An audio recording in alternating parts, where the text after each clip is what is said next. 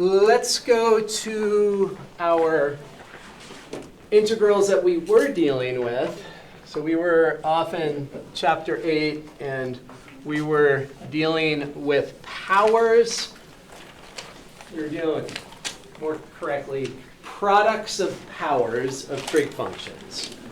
When we look in here, the predominant operation is this multiplication right there. So the first thing that we see is that we have a product. So it's a product of powers of trig functions. That's what we're dealing with. Powers of products.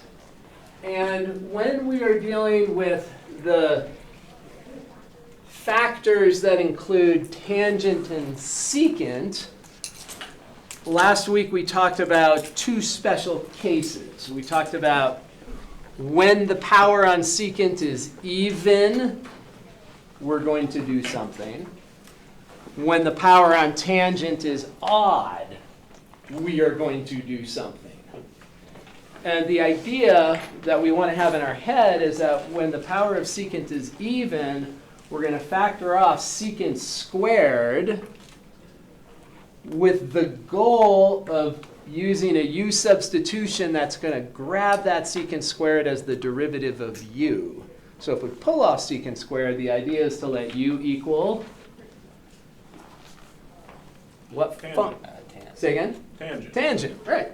Right. If we pull off a secant squared, we're sort of positioning that secant squared so that if we let u be tangent, tangent's derivative is secant squared, then it's going to absorb that secant squared that we pull off. And similarly, when tangent is to an odd power, we're pulling off that secant tangent, putting it over to the side with the differential in hopes of letting u equal secant, because the derivative of secant is secant tangent. Exactly. So that's kind of our bigger picture. When we look right here, we see that tangent has an odd power. Secant has a power of -2, which you might say, oh, that's even.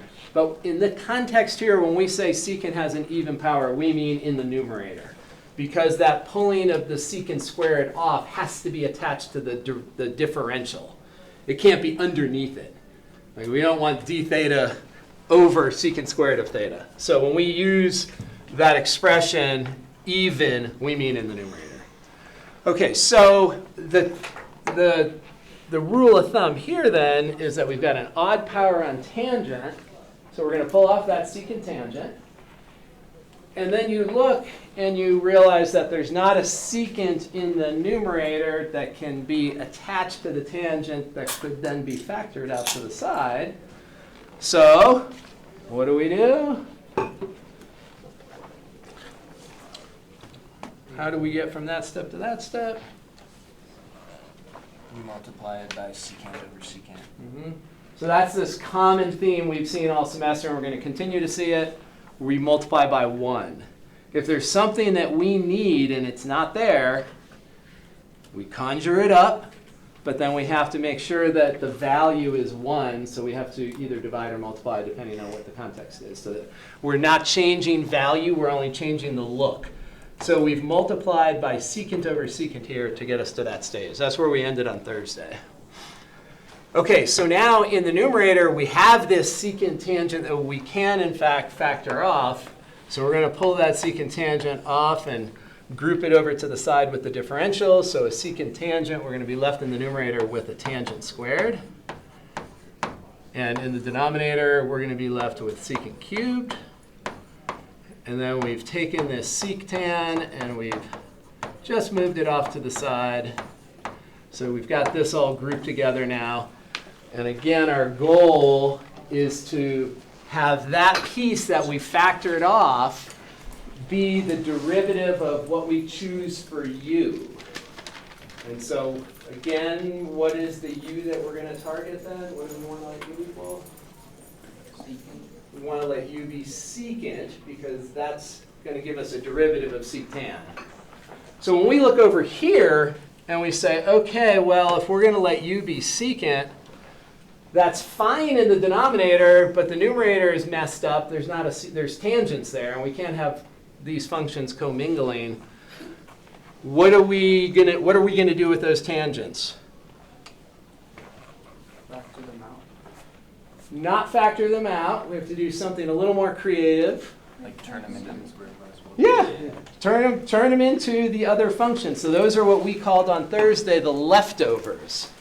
So we're thinking about these tangent squareds as leftovers, and we want to convert the leftovers to the other trig function.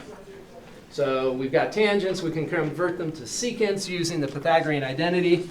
I've got the two Pythagorean identities we're going to use a ton up today. When we get to trig sub, we really need to have these down pat. There is our identity right there. If we want to turn those tangents into secants, we can rewrite it, and we get the tan squared is equal to, secant squared minus 1. And we should be able to see that from this triangle up here too, right? This is the triangle that I recommend sort of having in your third eye when you're thinking about secants and tangents. The hypotenuse squared will equal the sum of the squares of the legs, or if you wanted to do this conversion here, you could say the tan squared is the hypotenuse squared minus 1. So that's what we're going to do. So that brings us to a position where we have just secants out in front, and we can do our substitution now. So we are at that position. So now this coefficient, if you will, this function in front has just secant, so if we let u be secant, we are ready to rumble. So we're going to choose u equals secant theta. This tells us that du is going to be secant theta tangent theta times d theta. And then we're going to rewrite our integral, and we're going to have something much more manageable. It all turns into that.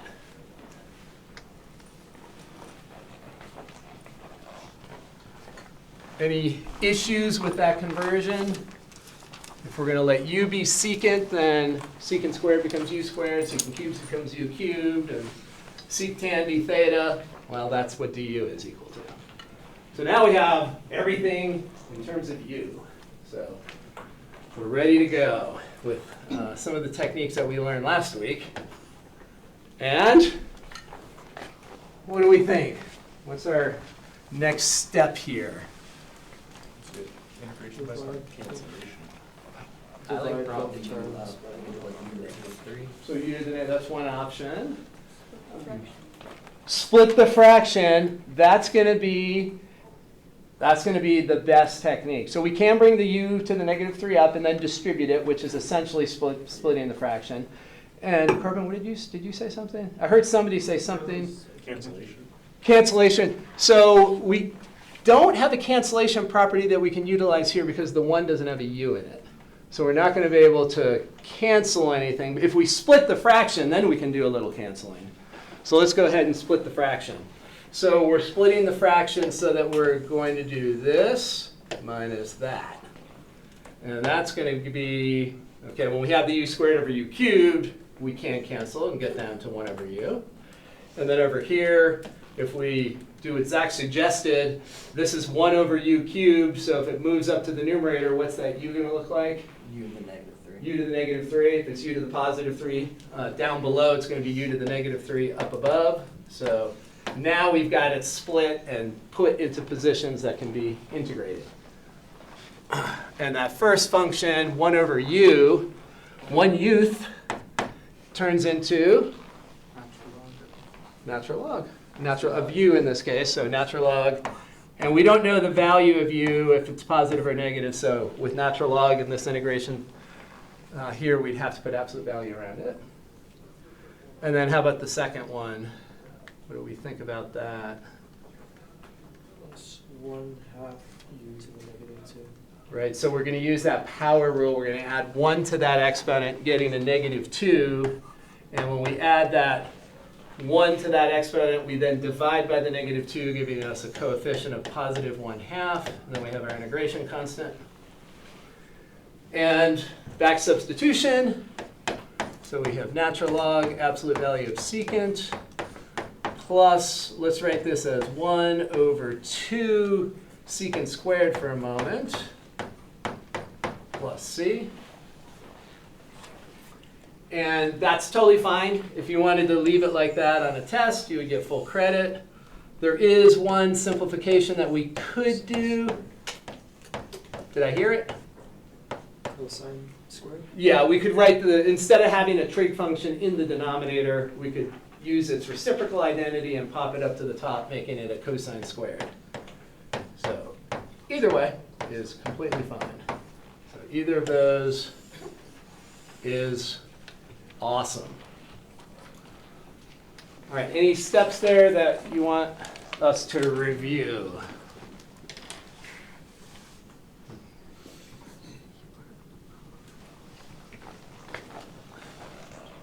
Anything crazy happening in your heads? Does it seem like it's making some sense? All right, let's try something that's a little bit different. So I mentioned this last week. I'll mention it again. Do not memorize these formulas unless you like to suffer. There's no point in memorizing these formulas. So if I give you something that has a power on a trig function that's, 3, 4, 5, I would never ask you to memorize these formulas. These would be provided if we wanted to do that. The two reduction formulas you do have to memorize, sine squared and cosine squared. Right, so we've already done that, but not these general formulas. In using these reduction formulas, we're not really, it doesn't feel like we're really doing math anymore. We're kind of, it's like we're cooking. We're just plugging stuff in and moving stuff around, stirring it around. So let's do one of these just to make sure that you understand. So why don't you guys try to do secant to the fifth using that lower reduction formula there. See if you can just do it kind of cold, just to make sure that you can do it if you had to. Let me know if you want me to give you any hints, words of encouragement, if I can find some. So what is n in this case? We have secant to the fifth. 5. Yeah, n is 5. So we're really just taking that n value and doing what the rule says to do. Doing what it says.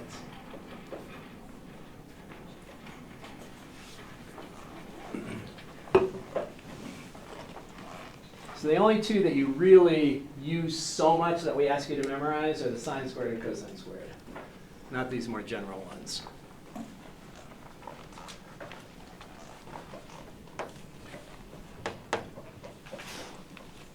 And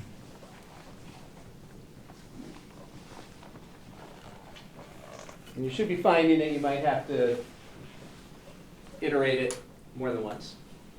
Because then starting at 5, and if you look in here, then it's going to slide down to 3, but then you're going to have to do it one more time, and it's going to slide down to 1.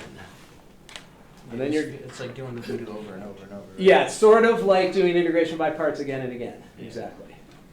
And then you're going to get to a stage where you probably are going to be stumped. And that's what we're going to talk about in a moment. You are going to end up with a place where there's an integral that you might not know an antiderivative for. And that's one of those antiderivatives that we're going to talk about today.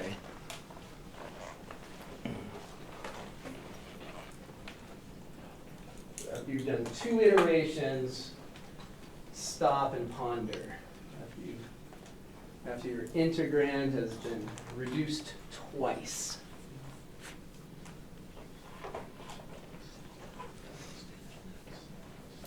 I'll go ahead and do the first iteration, since you guys are all past that now.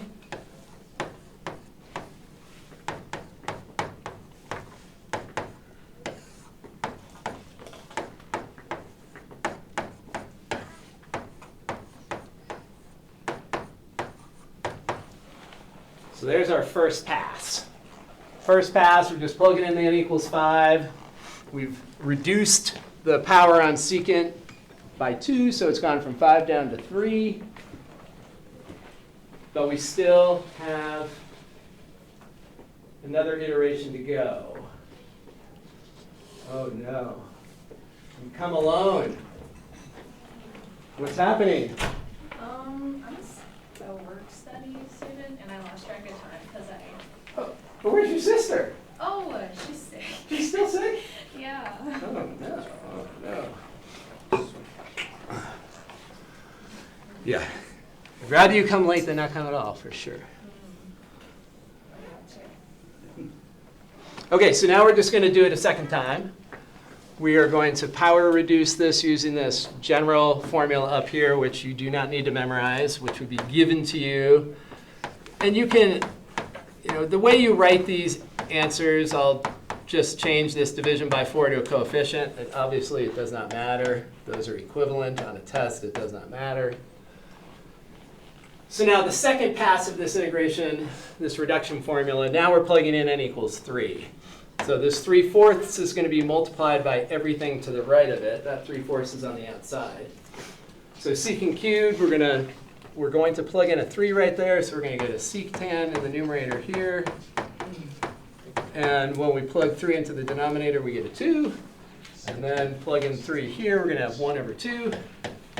And then the integration, and now we've gone down to a secant with a coefficient with an exponent of 1. Got that. So is everybody tracking so far? Is there any issue up to that point?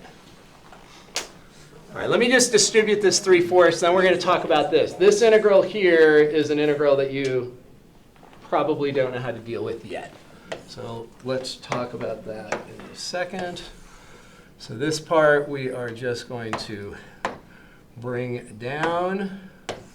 There. Nice. Figured it out, right? Yeah.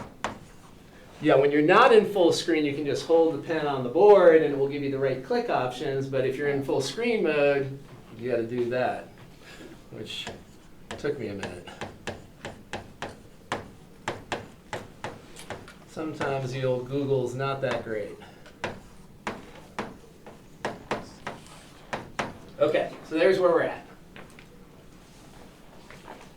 If you look in tables of integration formulas, we all know this, the antiderivative for sine and cosine really well. We've done that a ton. And if you look at the formulas for the other 4 trig functions, you will see that they all involve logs. They all involve logs. And so this one is going to involve a log. If the antiderivative is a log, what form do you think we should be able to put it in? Like a 1 over something? Not a 1 over, well, you can't. So there is a way to do this. If you do turn it into a 1 over cosine, there is a way to do it. It actually is kind of messy. There's a slicker way to do it, though. So what is the form that we normally want if we're going to integrate to something that gives us a log? What have we been calling that form? Form with the derivative of the denominator is the numerator. Yeah, exactly. We should be able to put it in log form. So if we're going to end up with a log, it stands to reason that you should be able to put the integrand in log form. Okay, so the way we've been doing log form is that we multiply by 1. We conjure. Now, this one's a little tricky. It's not obvious. You will never guess the form of 1. But I can give you a hint that can be used to come up with that form of 1. And that form of 1 is going to be generated by the following. Let me ask you this question. What is the derivative of secant? Secant x tan x. You agree? Secant x tangent x? Sectan. We've done that a ton. And that's not exactly what we're going to put in here. But if we take the derivative, which is sectan, and instead of multiplying, and we put a plus, so it's just a memory trick to sort of remember what to multiply. I claim that if we multiply by 1 in this form, I claim that the integral is now in log form. Let me do one rewrite step, and then you tell me if it's in log form or not. So I'm going to distribute the secant to the numerator so that we have secant squared and then secant times tangent. And start thinking about that denominator. Is this really in log form? So if we multiply up and down by sec plus tan, that's what we end up with. And my question to you is that in log form? Okay. What is the derivative of secant? Sec tan. Right there. What is the derivative of tangent? Secant squared? Right there. It's in log form now. The derivative of the denominator is now the numerator. That means that we are going to do what we normally do when we have something in log form. We are going to integrate to the natural log of the absolute value of the denominator. So now we are golden. Does anyone disagree that that's in log form? Is there any debate? You see that it's in log form? So we'll talk a little bit about that later. You're going to see the integral of a single secant many, many, many times this semester that it's just, you're going to all of a sudden just remember that its antiderivative is natural log of secant plus tangent. Okay, so this is how we deal with these higher powers on a trig function. We would be given these things, or we'd look them up if we needed them. All right, let's go to this. I sort of have been talking about this, alluding to the other four trig functions. And we've done a couple of these already. We certainly did them when we were dealing with the hyperbolics, the hyperbolic sine and the hyperbolic cosine. So reminder, log form, the denominator's derivative is the numerator, and then it's always going to integrate to the natural log of the absolute value of the denominator. Is tangent, if we rewrite it with this reciprocal in this quotient form, is that in log form? Is it in exact log form, or is it ish? Ish. What is the denominator's derivative? Negative sign. Negative sign, so we conjure a negative sign. Sprinkle our fairy dust. But if we do that, we've changed the value, so we have to offset what we just did, so we're going to put a minus sign on the outside. Now we haven't changed the value, we've just changed the way it looks. Now it's in log form. So we get minus natural log absolute value of cosine. All right. Now, in some integration tables, you're going to look and see that they don't have this looking exactly like that. If you focus on the minus sign in front, what's the superpower of a coefficient of a log?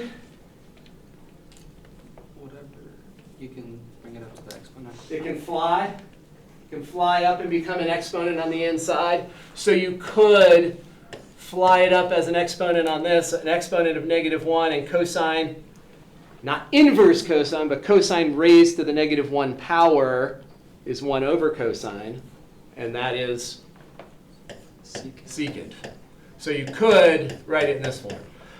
That form is totally fine for us, but you'll see this other form. In Calc 2, a lot of times when you start looking at answer keys and things, you're like, wait, my answer is different. Many times that's because they've used some sort of log property and just fiddled with it for whatever reason. Is this one in log form for cotan? Yeah, it's exactly in log form because derivative sign is cosine.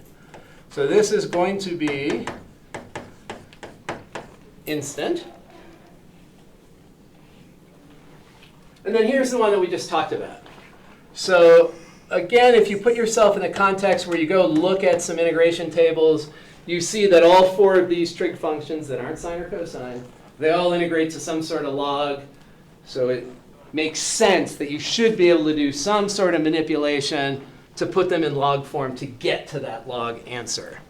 And we've seen already on the last slide that we can do a special multiplication of 1 where we multiply by secant plus tangent.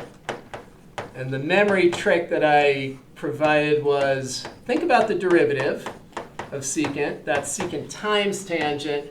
And then just turn it into secant plus tangent instead of secant times tangent. And we will get natural log absolute secant plus tangent. All right, so that is the one that we just did. And we're going to do something similar for cosecant. What's the derivative of cosecant?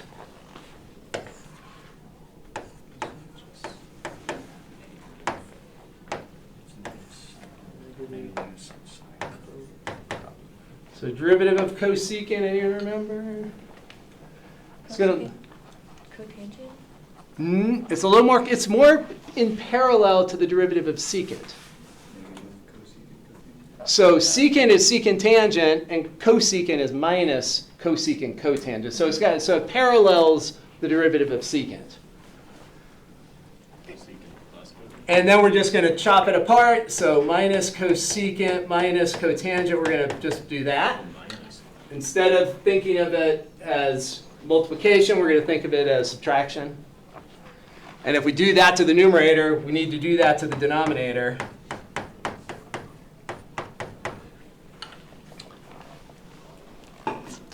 You'll notice that it's not quite in log form yet.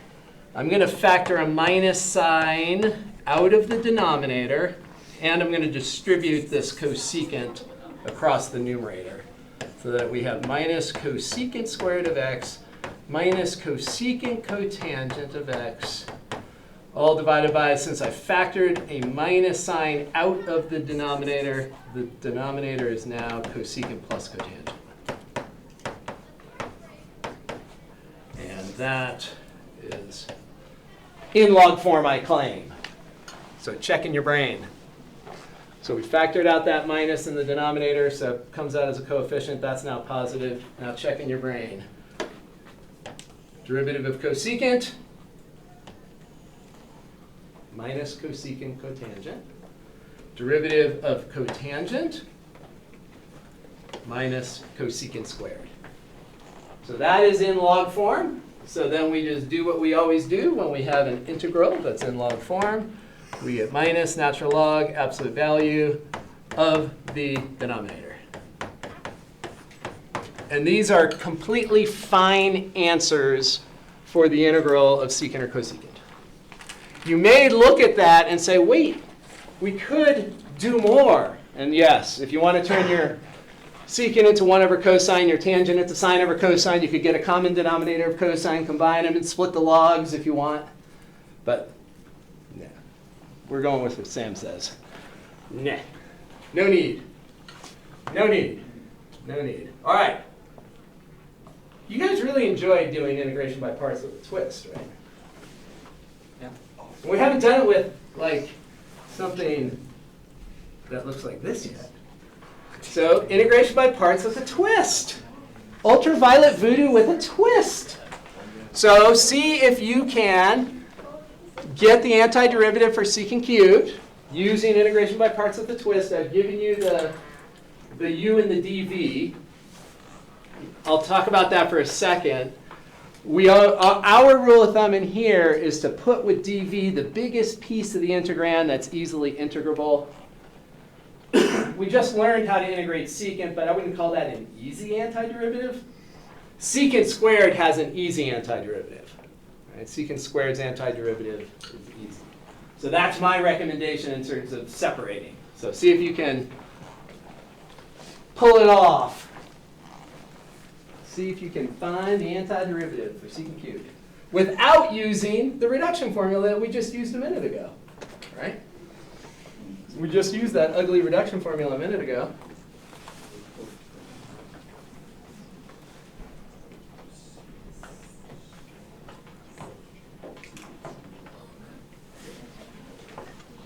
Yep. Times dx? Okay, all right. If you have a digital pen, you can slide and move. It's barely working. Yeah. I booted it up and set it at 30% battery. 5 seconds later, it died. No, sounds like a battery problem. So. Alright, yeah. Antiderivative of secant squared, right? Oh. Thank you. Powering through. You're getting there, you're getting there. I know. You did. Yeah. That might be a mistake. It does, yeah. If you have to do it 3 or 4 times. Yeah, you did. You do all derivatives on the left column, integrals on the right column, and you stick alternating signs, and then you do this kind of. But it does work. Natural log secant. All right, yes. Integral of secant squared is tangent, because the derivative of tangent is secant squared.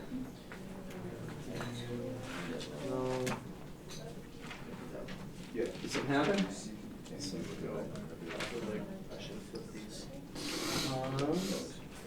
So, oh yeah, so you end up there. Okay, there is one snag that you have now come across. So let me talk about that snag. There is a snag. Well, unless you worked ahead. Sean, did you work ahead? We'll see. We will see. We will see. Okay, so the derivative of secant is secant tangent. Yes. River, you worked ahead, right?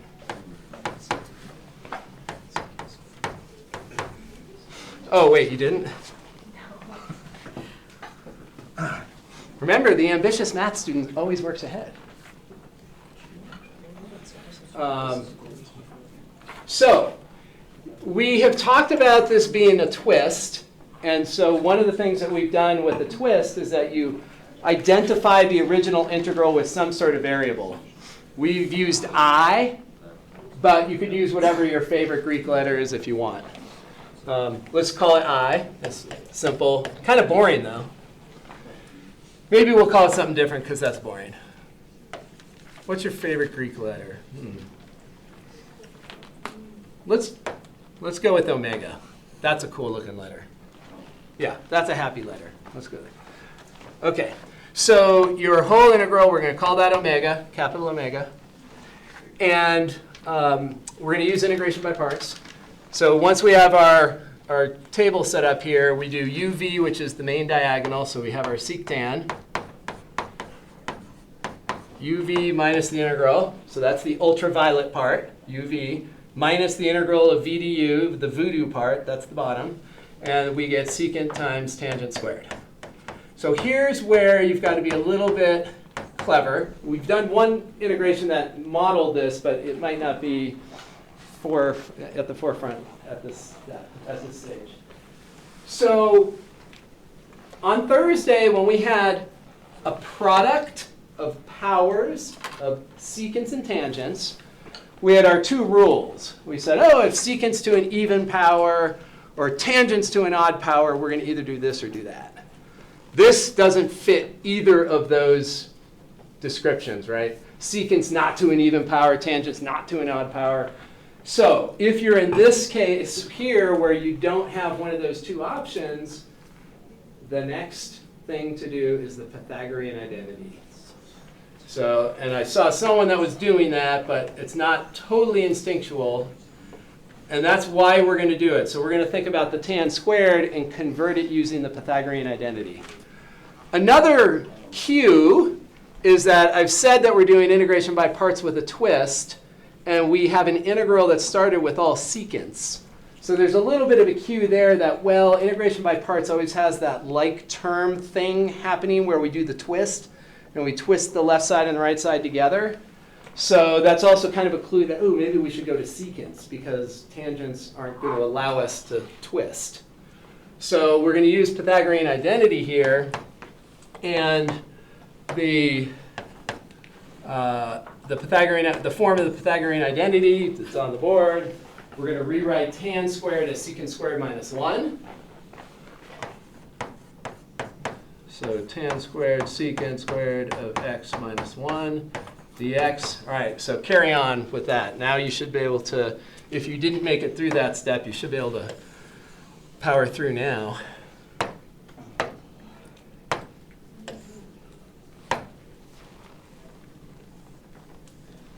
Yeah, So keep on working. I'll just write out the next step as you're working. We'll work in unison.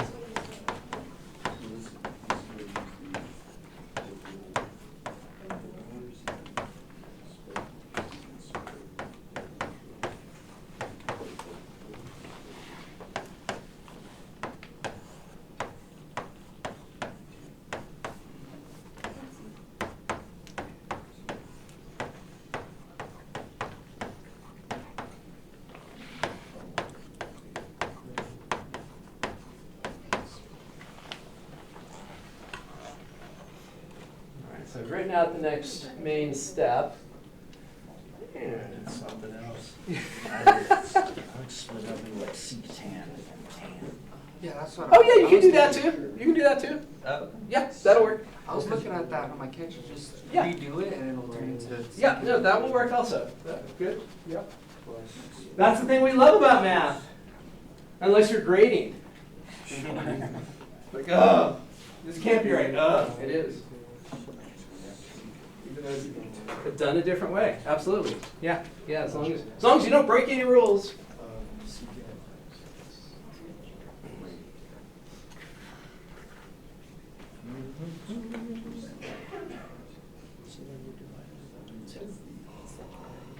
Looking good? Man. Oh, watching you all do math is like heaven. Doesn't feel like heaven? It's terrible. So now this is matching your original, so you're going to turn that into that. Our original integral was secant. And then this is the one we just did last slide. I think we might have our variable. Natural log. I just got the same integral. Yeah, we just know now. Okay, now we just know. Right, we know now. We learned that 10 minutes ago. You're right. Yeah, I ended up with like nothing, like C. No, you know That's it. So Yeah, Oh, you're powering up your pirating power? Yeah. Is it just like? So then what you can do is just move Yes. all your omegas to one side. And so now this is matching the left side. The left side is going to be equal to your I. And that's going to be a minus I. You see it? Minus I. Exactly. I minus I. Meaning just omega equals 1/2. Yeah, because that canceled out. I minus nine. Yep. I minus I. I and I. So if I write in this, I'm going to write in this next intermediate step. We'll take it in small steps. And we now know from 10 minutes ago that the integral of secant is natural log secant plus tangent. Right, Chelsea? Right. We now know that. And now we're back to algebra 1.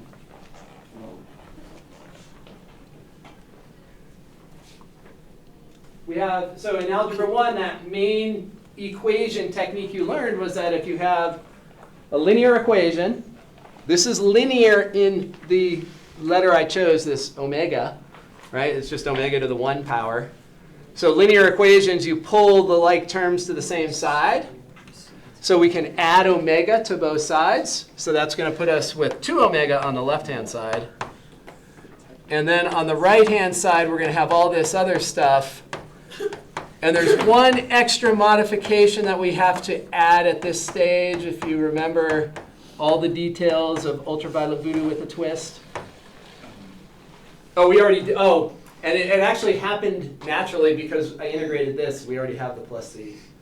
So a lot of times with ultraviolet voodoo with a twist, you don't have this plus C naturally coming in. And as soon as you add that omega or whatever you called it, an I to the other side, you would have to put it in. It's already there for us though, so because we happen to have that other integral. And so what's our final step? Divide by 2. And then we have omega, or I, whatever you called it. Then you have exactly what we were looking for. This is the antiderivative you have been looking for. And with the C, we think of the C as a recycle bin. If we multiply by 2, it's still another constant. We just leave it as a C. You don't need to index your constants. So that will be That'll be the antiderivative. Without using a reduction formula, using one of our favorite techniques, integration by parts of the twist. One of our favorites. Sam? Would that not all need to be, oh, never mind, I just read it all. Never mind. Got it? Got it.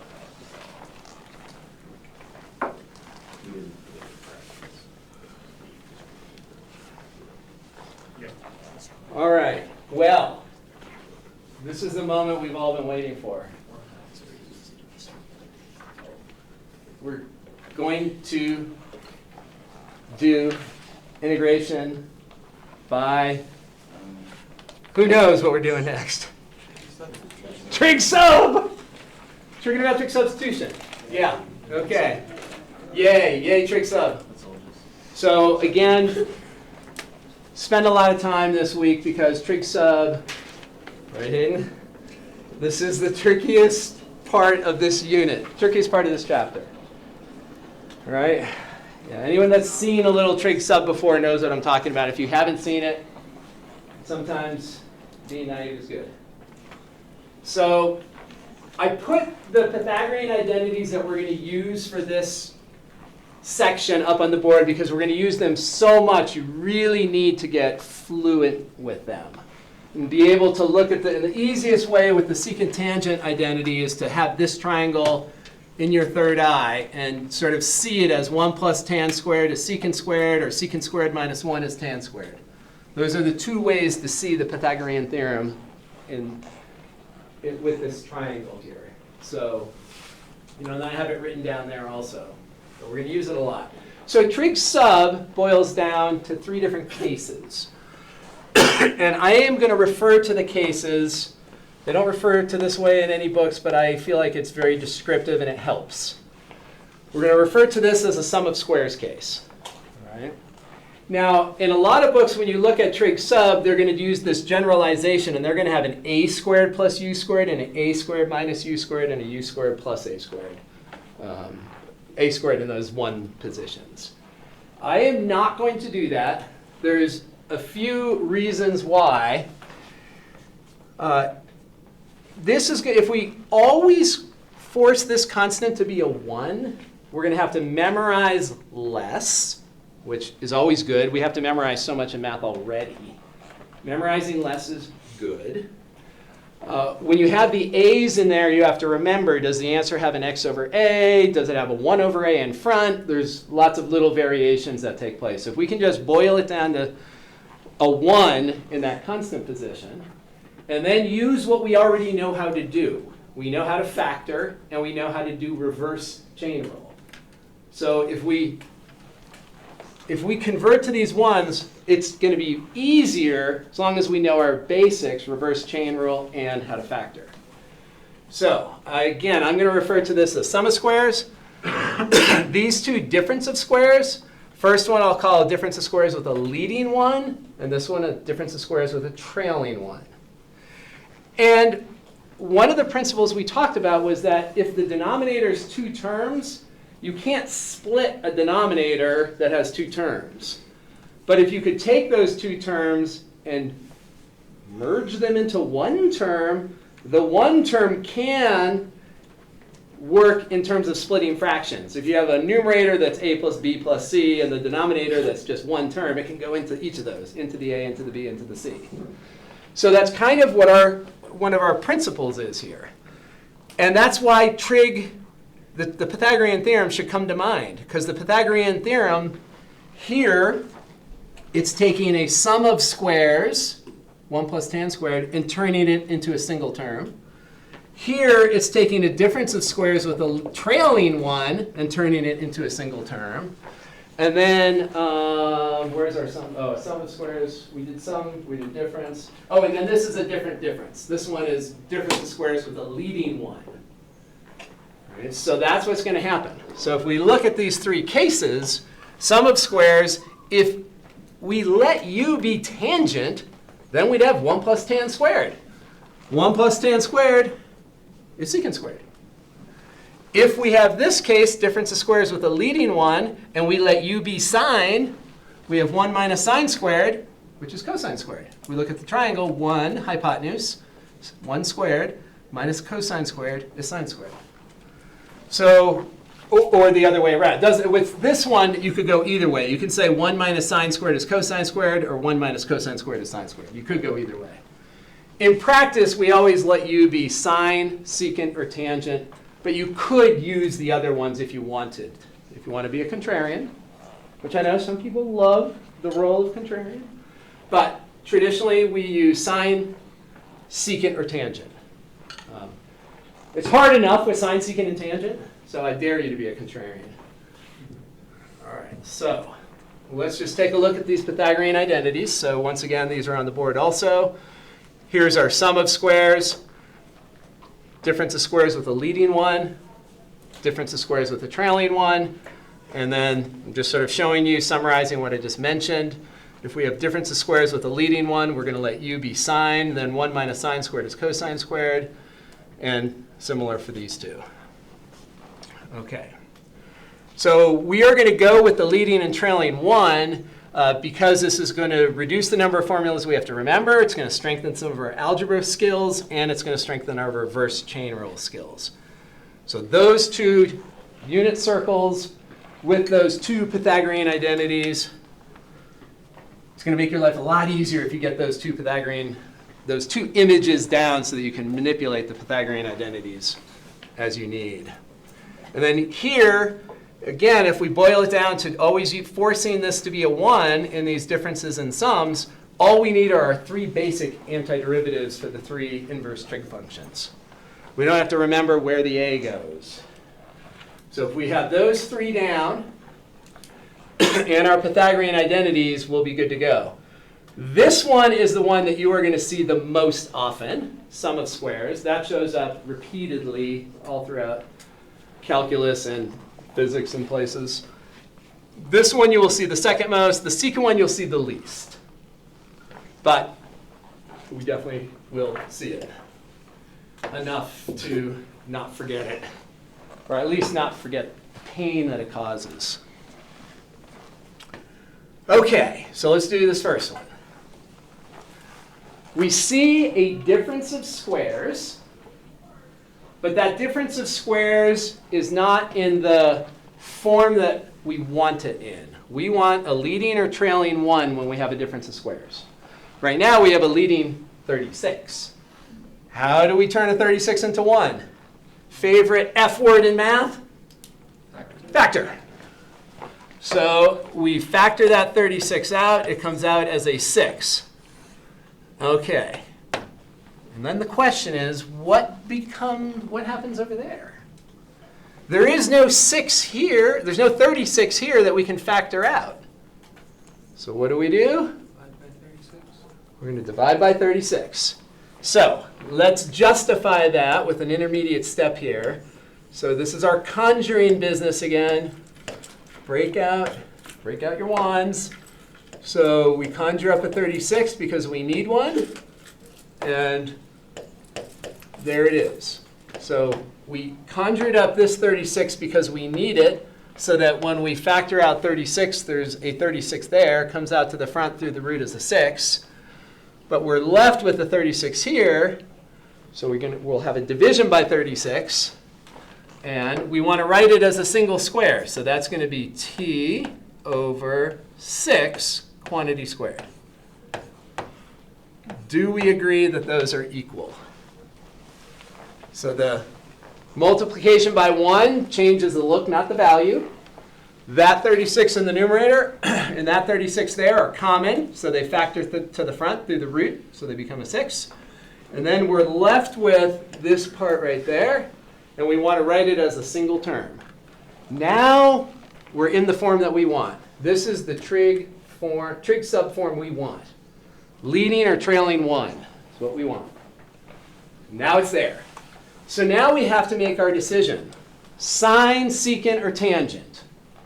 So we ask ourselves, which one gives us an identity?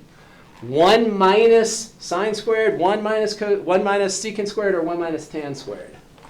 Which one is the identity? Sine. 1 minus sine squared is cosine squared. So that is the choice that we're making there. The other ones won't work. You'll get the square root of a negative. It's not going to work. So we want our difference of squares with a leading 1. We want to think of that as 1 minus sine squared, so it collapses to cosine squared.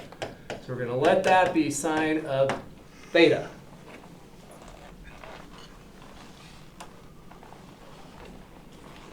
Now at this point, if you want to multiply by 6, you can. You get more or less comfortable with some of these, with our substitutions and moving the constants around. It doesn't matter. If you don't want to deal with multiplying it across, you don't have to. If you take the derivative of both sides, you will end up with 1/6 dt on the left and cosine of theta d theta on the right. And so with trig sub, our goal is to turn everything into thetas. As it always is with substitution, we turn into the letter that we're choosing. So we chose a theta, so now we're going to turn everything into thetas. So we're going to say 6 integral square root 1 minus t by 6 sine of theta. So that's going to be sine squared of theta. dt, that has to be turned into thetas as well. So when we look right here, if we isolate the dt, what's dt equal to? 6 times cosine d theta. Do we see? So we're just going to multiply both sides by 6. Does that make sense? So that's going to be 6 multiplied by cosine theta d theta. And obviously, if you have any question in your mind, if you need to, just come over here and do the multiplication. If that's easier for you or that makes more sense to you, you can absolutely do these intermediate steps. If it's not obvious, put them in. You got to write down whatever you need so that it's making sense, so you can track what's happening. That 6 on the inside factors out. 1 minus cosine, 1 minus sine squared is cosine squared. Now we have just one trig function, so we're starting to whistle. Now, what is the square root of cosine squared? Cosine. So, yes and no. Yes and no. So we have to remember that in this class and in most Cal 2 classes, we're just going to sort of wave the white flag and not get precise. We're going to assume that the square root of x squared is x. We talked about it last week. That's not always true. It depends on what x is. Right? The square root of x squared mathematically, technically, is absolute value of x, which is equal to x if x is greater than or equal to 0, but it's equal to negative x if x is negative. So here, by writing that the square root of this is positive cosine of theta, we're assuming that we're on the right side of the unit circle where cosine takes on positive values.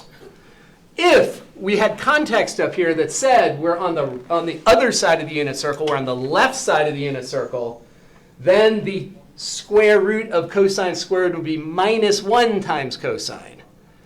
So if cosine happened to be negative, we'd have to put a minus in front.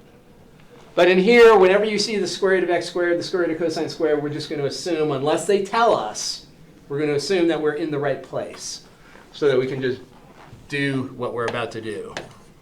So square root of cosine squared is cosine. Cosine times cosine is cosine squared. All right, so that brings us to this position. What do we do when we have sine squared or cosine squared? Power reduce? Power reduce. Power reduce. Okay, so power reduce.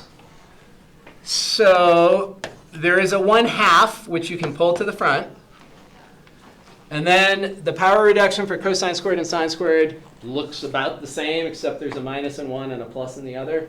And does this one have the minus or the plus? The plus. So 1 plus cosine of 2 theta over 2. So as we reduce the power, we increase the angle. And if it was sine squared, it would be 1 minus cosine 2 theta over 2, but still the same trig function, still cosine. Now we're in a place where we can integrate. So this is going to be 18 multiplied by integral of 1 with respect to theta is theta. Integral of cosine is sine of 2 theta. Reverse chain rule. The derivative of the angle is 2, so we have to indicate that by dividing by 2. And then our constant of integration. Okay. This antiderivative is all in terms of theta. Was that the original variable? No. So we still have a long way to go. First indication that trig sub is diabolical. We still have a long way to go. It feels like we already did a lot. Okay.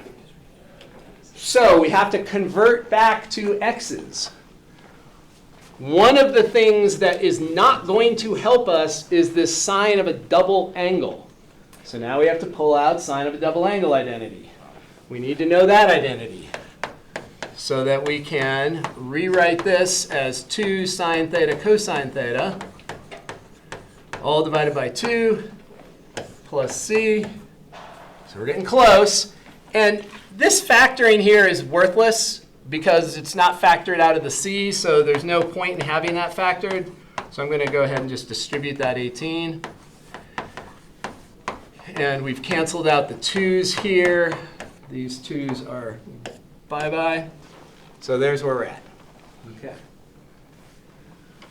Now we got to find our way back to x's. We got to get back to x.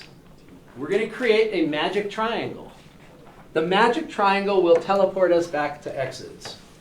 This magic triangle, right triangle, with a theta here, always draw it as if you're in quadrant 1. And we kind of assumed by taking this square root that we were in quadrant 1 by saying that the square root of cosine squared is cosine, or the square root of sine squared is sine. It kind of forces us as if we're in quadrant 1. Okay, so now we go to our u substitutions, or t, whatever we call it, right there.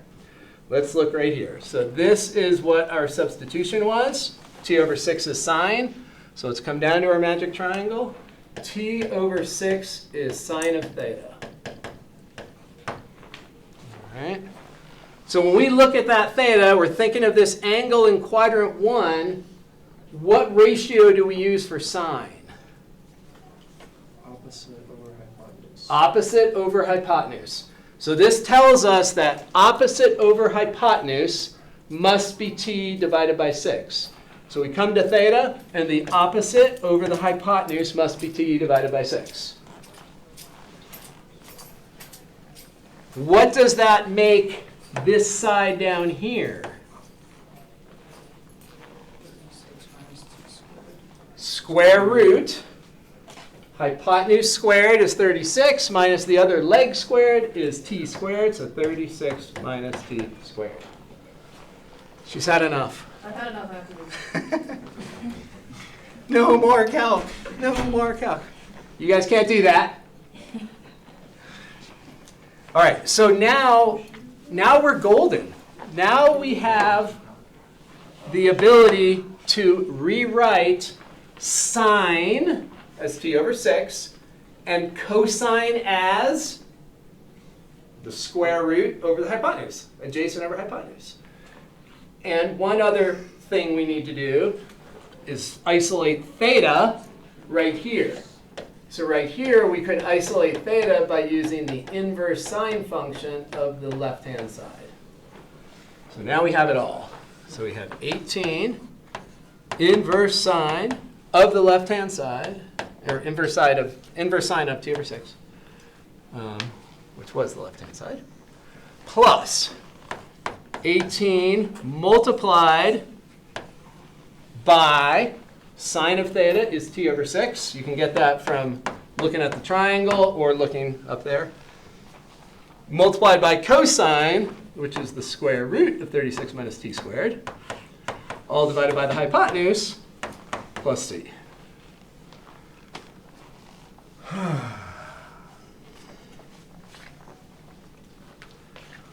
So we're almost there. One last step, we just have a tiny bit of simplification in that second term there. This first term stays the same. We have 18 over 36, which is 1 over 2. So plus 1/2 t square root 36 minus t squared plus c. There is our first. Come on, turn it to a square. Oh, man. So this is our first trig subproblem. Any part of it that you want to ask a question on? There's a lot of little kernels in there. Wouldn't that simplification be 1/3 instead of 1/2? Because it's 18 over 6. It's 18, let's see, 6 goes into there 3 times, and then 3 goes into there twice. Okay. Right, 18 over 36 isn't 18 over 36 1/2? Oh, yeah. Right, 18 over 36 1/2, okay, yeah. Also, is it a coincidence that Mm-mm. that the bottom leg Yeah. is the original function? So if you come back, if you come to something that looks nothing like the original, something's wrong. This is either going to, the unknown side is either going to look like the original or look like a multiple of the original. So it's possible that there's some factorization that, so it looks a little bit different. But if it doesn't look identical, it should look real close. It should look like a factor times it. Yeah. Yeah, so not a coincidence. Yeah, we'll always have something similar. Yeah. Yeah. Good observation. Always looking for shortcuts, this one. All right, let's take 10, and then we'll do some more integration with trig sub. Trig sub. Yeah. Can we substitute with sines and cosines? Why are we allowed to do that in this? So whenever we do substitution, we can substitute. We can do, as long as we convert the variable in the differential to the new variable, you can let u be anything you want. As long as the value doesn't change. As long as the value's not changing, we're just changing the look of it. And so as long as we're consistent with whatever we let, so here, we're not letting u equal it, we're letting t over 6, but you get the idea. Whatever we can let it equal any trig function we want, as long as we're consistent with converting the differential and converting the variable. So if we wanted to use a hyperbolic function, we could use a hyperbolic function if we wanted. Like as long as there's consistency with the derivatives and everything, you can do anything you want. That's the part that's, it feels a little bit strange because we're letting t over 6 equal something that's not even in there. But as long as we do our conversions, it's like exchanging money. As long as you do the right conversion, then it's fine. You have the same value, you just change the denominations. So the hardest thing with trig sub is there's a lot of little manipulation, and then you have to try to remember, is it sine, secant, or tangent? And the key is that we always want it to turn into an identity that takes the sum or difference and turns it into one thing, one term.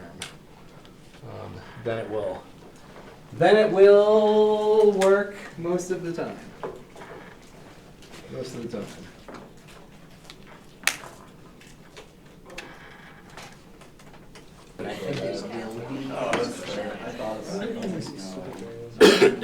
Oh, we do not want to be in differential equations.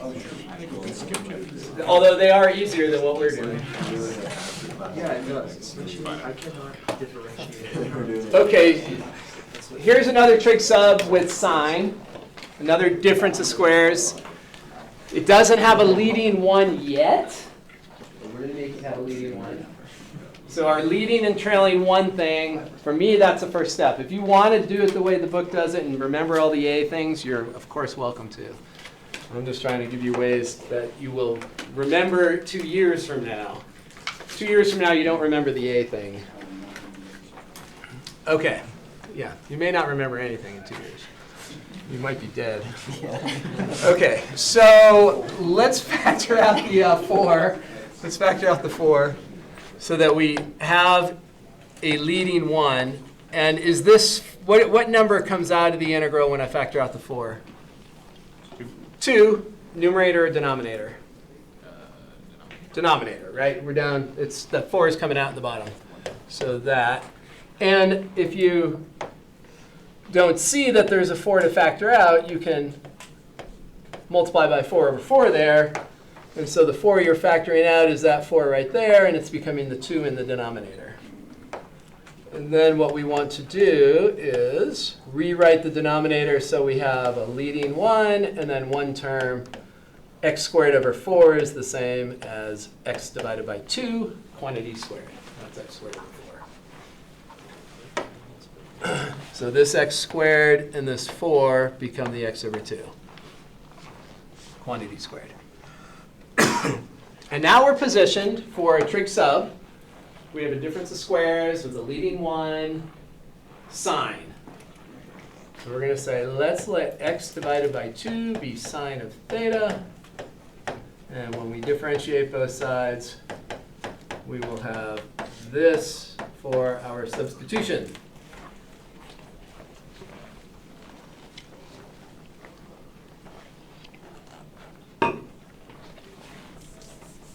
So the memorization at this stage, all we really need to memorize at this stage, other than how to factor, is whether we choose sine, secant, or tangent. And only one is going to work.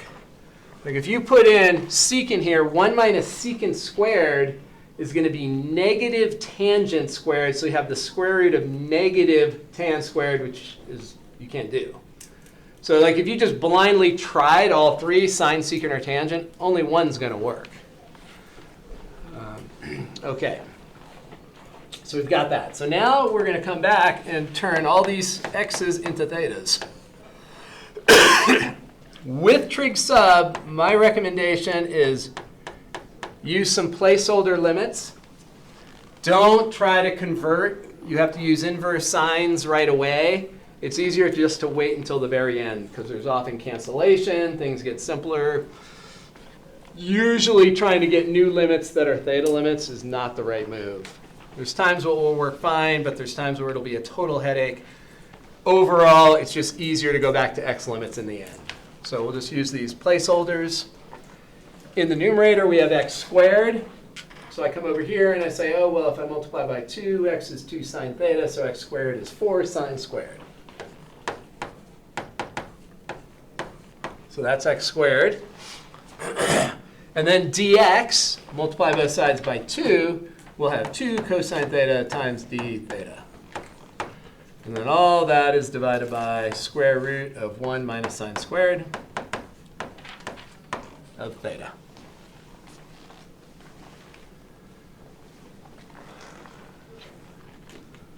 So let's just simplify in here. I see some constants that are going to cancel right there. The 2's will go away. 4 can obviously pop to the front. So we are going to have this set up here. So we're going to have a sine squared. Oh, because that's the Cosine of theta. And then 1 minus sine squared is cosine squared. And square root of cosine squared is cosine. So once again, we are assuming all things are, correct. And if you look up here, these limits of integration here, 0 and root 2, if you were to plug them in over here, you are in quadrant 1 over there. Sine of theta is positive over there. So it's true that this, and cosine is, so you're in quadrant 1, so square root of cosine squared would be cosine. All right, so we're here. Cosines cancel. And we have to integrate sine squared. What do? Power reduction. So sine squared, 1/2. I put the 1/2, put the 2 out in front, 1/2. And then it's going to be 1 minus cosine of 2 theta. Got that?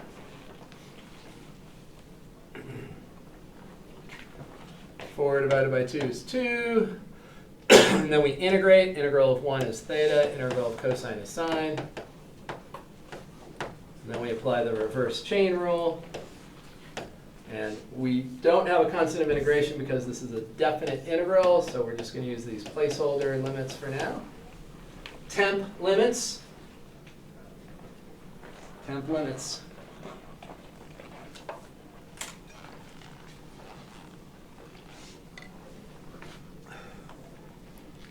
Okay, here's where we need to get back to x's. Sine of 2 theta is very tempting. At some point, especially when you haven't done a lot of these, you might say, oh, I can solve for theta right here. Theta is inverse sine of x over 2. If you plug in inverse sine of x over 2, then you can't simplify what's in here. Because sine does not distribute to the 2 if you had 2 sine of 2 alpha. It doesn't, this is not true. You can't like distribute that sine inside of an angle. So you've got to get rid of this sine of 2 theta before you do any substituting. You can't plug in inverse sine right there. That's not going to simplify. So don't do that. It's tempting. All right, so then what we're going to do is write this. I'm going to distribute the 2, so 2 theta. 2 is going to cancel with the 2 in the denominator there. But then the numerator is going to become 2 sine theta cosine theta. So we want to get to a place where we don't have any double angles.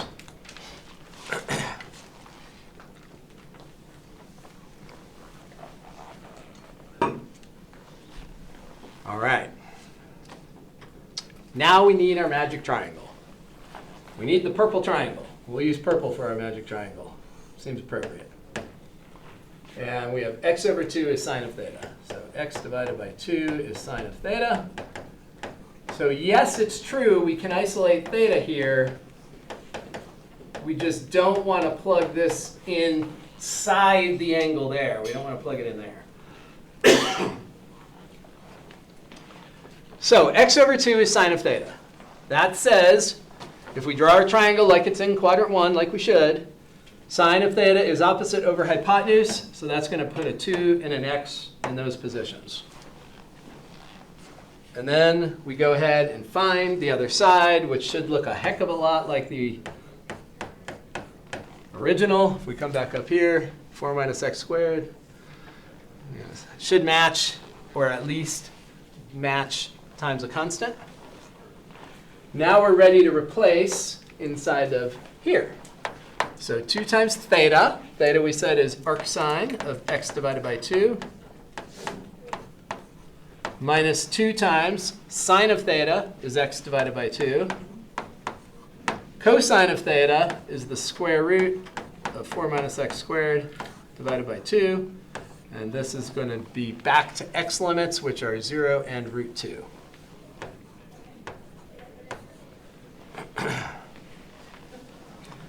And one of these 2's is going to cancel. Get rid of that one.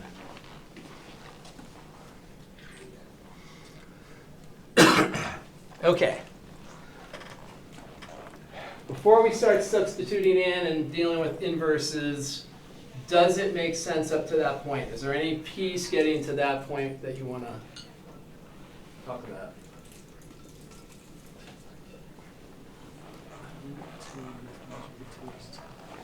That all makes sense? Ish? Okay, notice when we plug in 0, do you see that we get 0?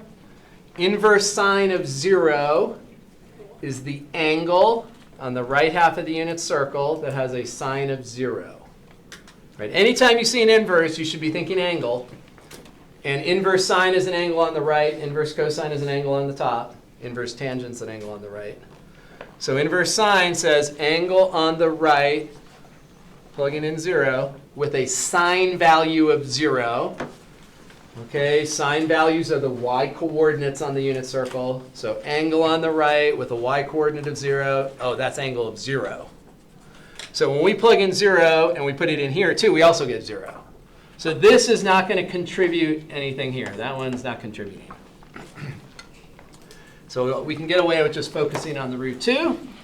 So we're going to have 2 inverse sine, square root of 2 over 2, minus x. Okay, that's root 2. And then in here, root 2 times root 2 is 2. So we have 4 minus 2, which is square root of 2 divided by 2. So that's what we have.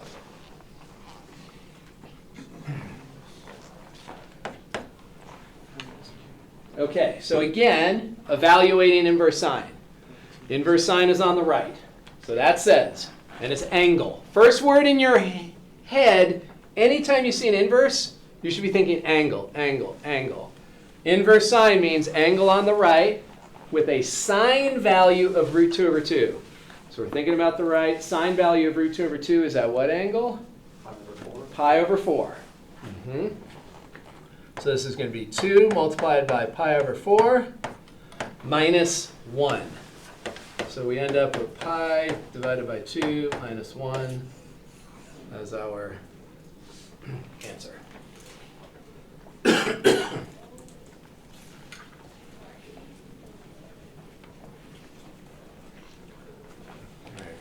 you ready for a harder one? I wish I could say they get easier. But hopefully the thing that we want to really get out of these first 4 is just the pattern. You start thinking about the big pattern. Okay, we do some algebra to make it a leading or trailing one. We pick sine, secant, or tangent for our substitution. We convert everything to thetas.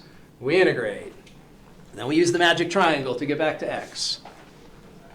All right, so let's try one here with a sum of squares. Sum of squares is going to be the easiest one. Sum of squares is always the easiest one. And this one already has a leading 1, so no problem. So what we're going to do here, first notice that so we have a sum of squares. This looks like a pretty simple integral.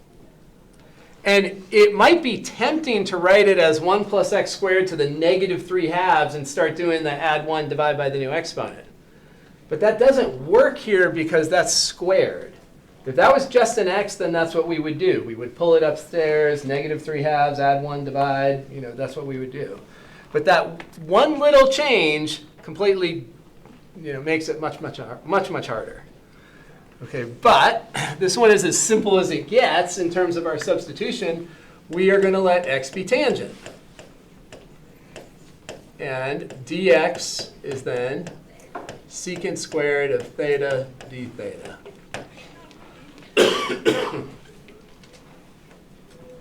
Okay, so this integral then becomes dx is secant squared of theta d theta. This is about as bare bones as it's going to get, so enjoy a momentary reprieve. Then it's going to get harder. Okay, so 1 plus tan squared is what goes down here. 1 plus tan squared, 1 plus tan squared, secant squared.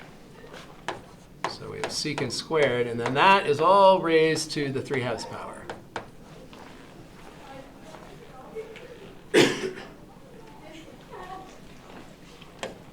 So this becomes, numerator is still secant squared of theta. And then the denominator becomes, we have power raised to power, so that becomes secant cubed of theta.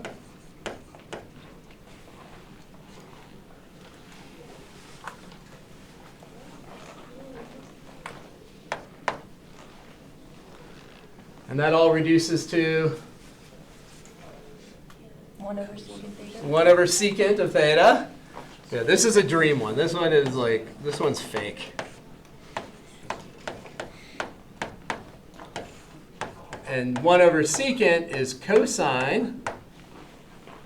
And the integral of cosine, sine. Yeah, so this one is really straightforward. We still have to go through the steps, though. Okay, so now we've got to get back to thetas, or back to x's. So now we're going to use our magic triangle. Put a theta right there. X is equal to tangent of theta. So tangent of theta is opposite over adjacent. So that has to be x. So if we write this, we can think of this as x divided by 1 is tangent to theta. So we just have to make sure that when we look at this theta down here as if it's in quadrant 1, that's what it should look like. Tangent of theta is x. X divided by 1 is x. So that's going to be our substitution. And then over here, we get square root of 1 plus x squared, or x squared plus 1, doesn't really matter. Pythagorean theorem. And that should look something like what's up here. All right, so then we look at that triangle. Sine of theta is opposite over hypotenuse. So we're going to have x divided by the square root of 1 plus x squared plus c. And that's that one's more of a breath of fresh air, not too crazy.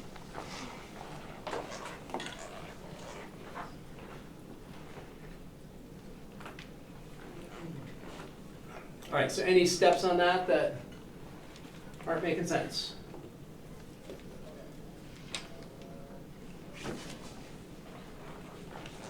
These problems of this form where we have a sum or difference of squares here and then a power, that's like a common framework that we're going to use trig sub for. If we've got a sum or difference of squares raised to a power in the denominator, that's going to be, okay, that one, oh. Fit it all in one slide? That's crazy. That can't be. That's got to be an anomaly. All right. Okay. Another tangent one, because it's a sum of squares. We see the sum of squares, so we're thinking, okay, good, it's tangent. Sum of squares is tangent. You can remember that also. The t kind of looks like a plus. So when you've got the plus, it's always going to be tangent. Now, it's not with a trailing or a leading 1, so we need to do our algebra piece.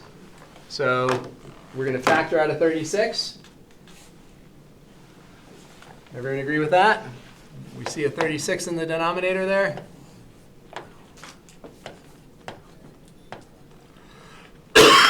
So what should come out to the front? 6. Say again? 1 over 6. It's not a root, though. Oh, 36 squared. Squared, yeah, yeah. So when we had the square root, we took the square root of that number. If it's a square, we have to take the square of that number. And we'll just write it as 36 squared for now. Maybe we'll get some cancellation. So 36 squared. So whatever the power is, a square root, a 3/2 power, whatever it is, has to come with it. And make sure we're doing it in the denominator, so it has to end up in the denominator. Okay. Now, when you're looking at that, you're saying, oh, wait, there's no 36 there. Maybe I'll put in this intermediate step one more time. And then eventually, we will not put in this intermediate step, but let's just do it one more time.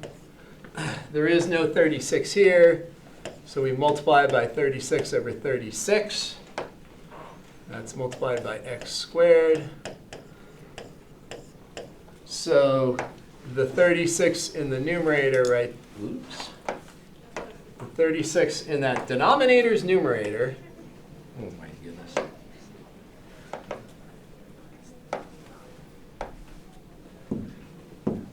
Get off there. Okay. So that 36 and that 36 become that down there. So on the inside then, we have our x squared, we have our dx, and down here, we want to turn this into a single term. We want a single term plus 1. So a single square plus 1. So that's going to be x divided by 6, quantity squared, plus 1. All of that is then raised to the 2 power. So the x squared over 36 part, that's becoming the x over 6 part. X over 6, quantity squared. Good? Okay, so convincing. So convincing. All right. So now we're going to use tangent. Let's do that up here. So we're going to have x divided by 6 is tangent. And then we differentiate both sides. We get 1/6 dx is secant squared theta d theta. So that's going to be our sub.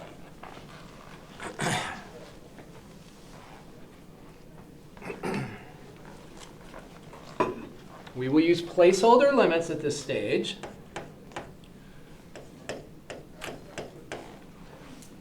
Some placeholder limits. And in the numerator, we have an x squared, which is 36 tangent squared of theta. And so isolating x gives 6 tan theta, and then squaring 6 tan theta will give 36 tan squared theta. Now we have the dx. If we isolate dx, we get 6 secant squared theta d theta. 6 secant squared theta d theta.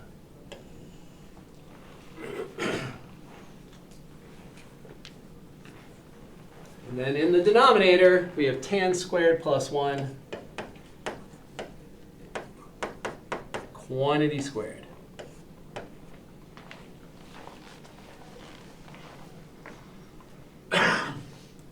So stare at that for a moment and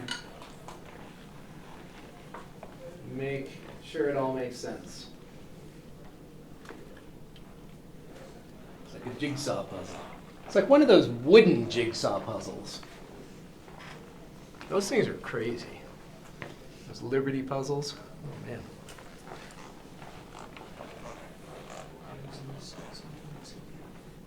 The price on them is also crazy. $350 for a puzzle.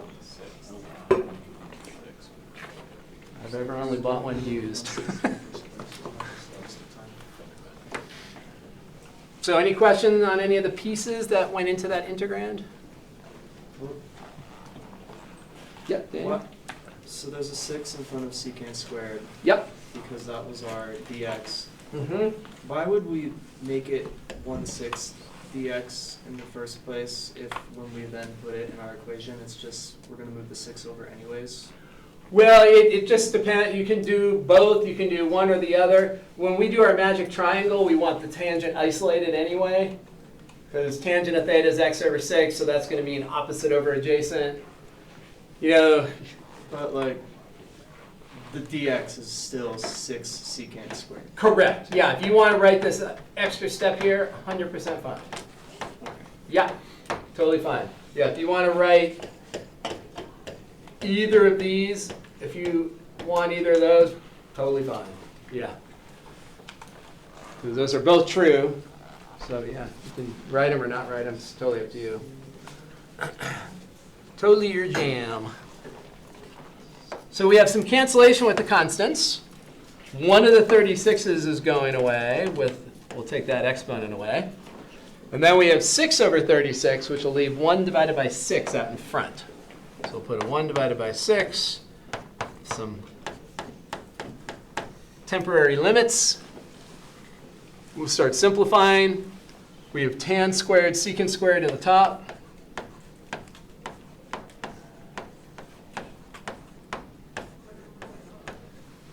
And down below, tan squared plus 1 is secant squared. Tan squared plus 1. Sum of the squares of the legs is the hypotenuse squared, secant squared. So secant to the 4th down below. Secant to the 4th. So this all becomes 1/6 integral tan squared over secant squared.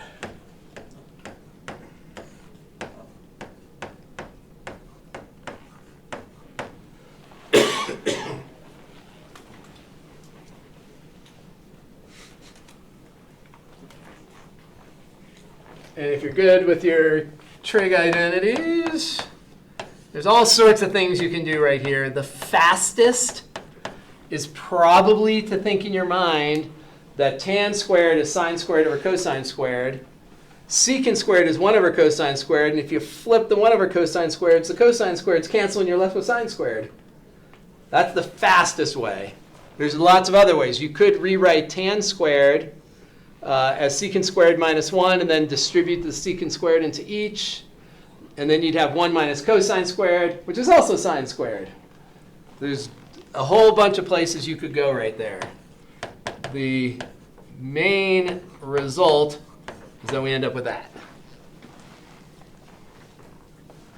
So if we come off to the side, you can think of this as, a lot of times if I'm just using sines and cosines, I'll just use an S and a C because it just simplifies it a little bit.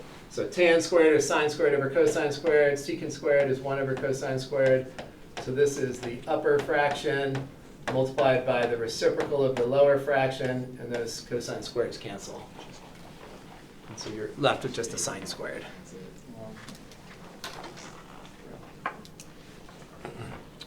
Okay, and strategy for a sine squared?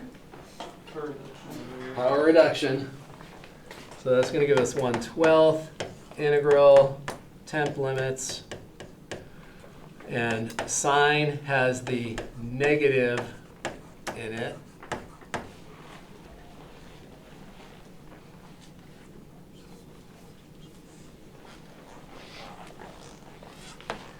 (1/12) out in front, we integrate, and we are going to get something that we are going to integrate so many times that it's going to make our head spin. Integrating cosine of 2 theta is sine of 2 theta divided by 2. Power reduction, reverse chain rule. Thank you. And then we get to the double angle identity again. Start to see why, oh gosh, yeah, in Calc 2 we use all those silly identities. It's very helpful to have them memorized. Actually, we can distribute that 1/12 also. So this is going to give us a 2 sine theta cosine theta, and the 2's will cancel, so we have 1/12 sine theta cosine theta. With our temp limits, and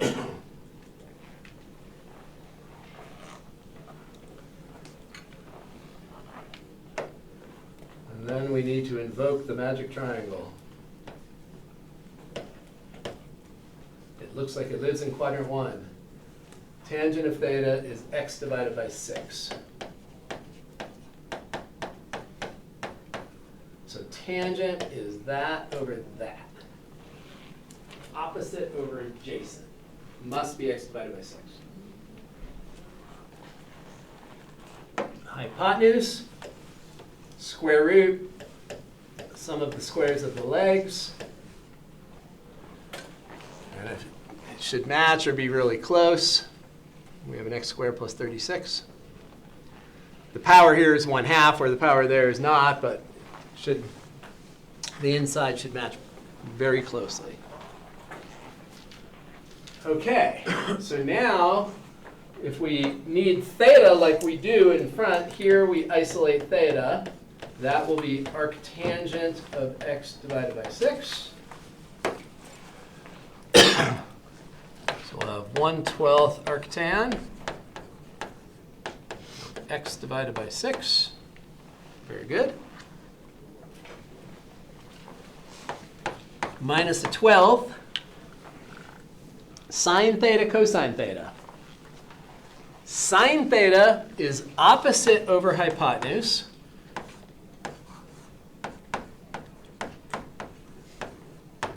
Cosine theta is adjacent over hypotenuse.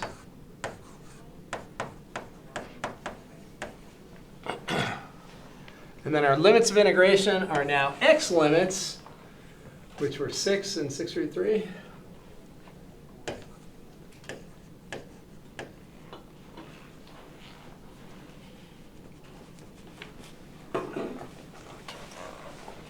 So before we do any inverse trig stuff here, let's make sure you have a question up to there, getting to that point. Let's talk about it. I don't have any questions. Do you have any questions? Looks perfect. Anything there that you aren't 100% sure on?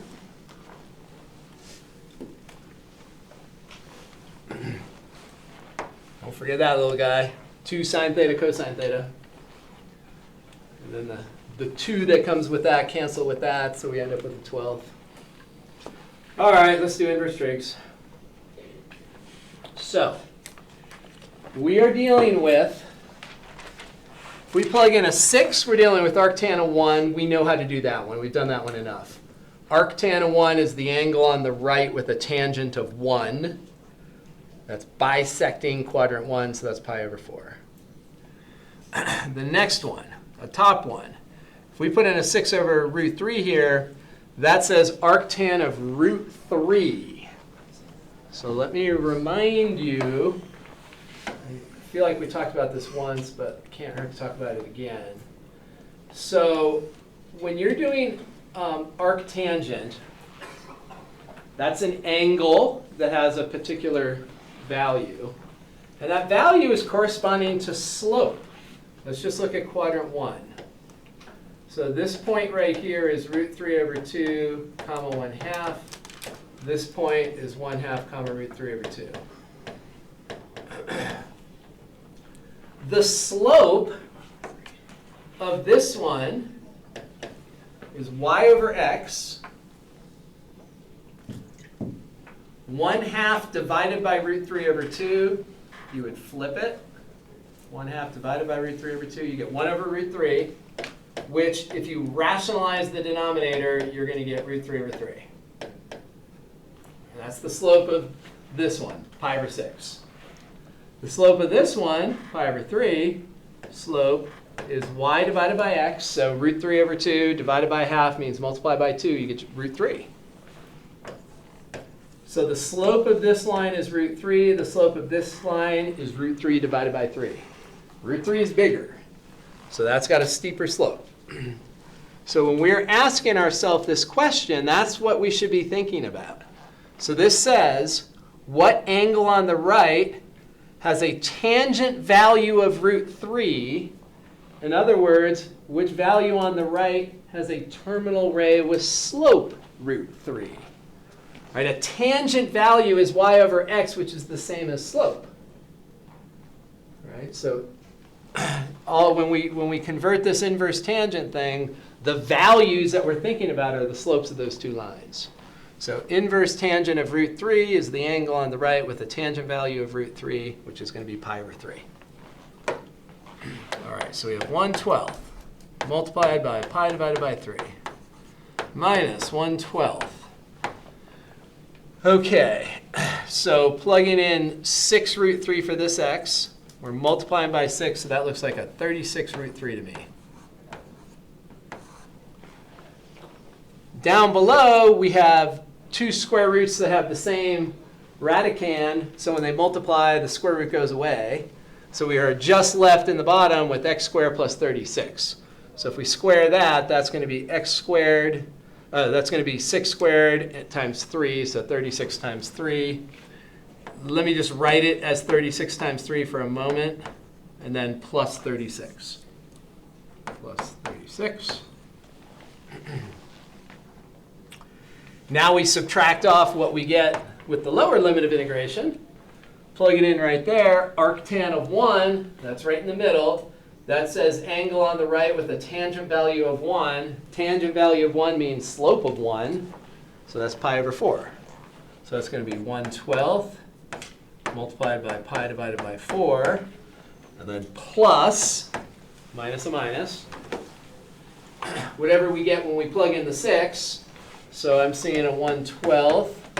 I'm seeing a 6 times 6, which is 36.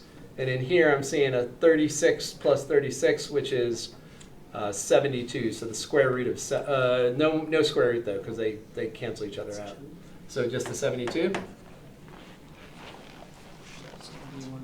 That'll be 1/2. OK, so let's see. So I definitely see this 1/12 thing everywhere. I guess we distributed it. Let's let's leave the 1/12. I'm going to factor it out just for a second because I think it's going to be easier to see. So let's pull the 1/12 out. I'm going to leave that as a pi over 3. 1/12 comes out here. We end up with 36 times 4. We end up with 144, I believe. Oh, but the 36 cancel, don't they? Right? 36 can cancel across there. Now, can you tell me correctly what this fraction is going to be? Root 3 divided by? Close. 4. Because when this cancels here, it leaves a 1. So we're going to be left with a 3 plus 1 down there. Minus, we pulled the 1/12 to the front. This is just going to be pi divided by 4. And then this one is going to be 1/2. All right, common denominator is 12. We should be able to do this really quickly, I think. So common denominator is 12 here. That has to be multiplied by 4. That has to be multiplied by 3. That has to be multiplied by 3. That has to be multiplied by 6. So our final answer is pi, 4 pi minus 3 pi. 3 root 3 plus 6 all divided by 144. 12 times 12. So that'll be our not so pretty answer.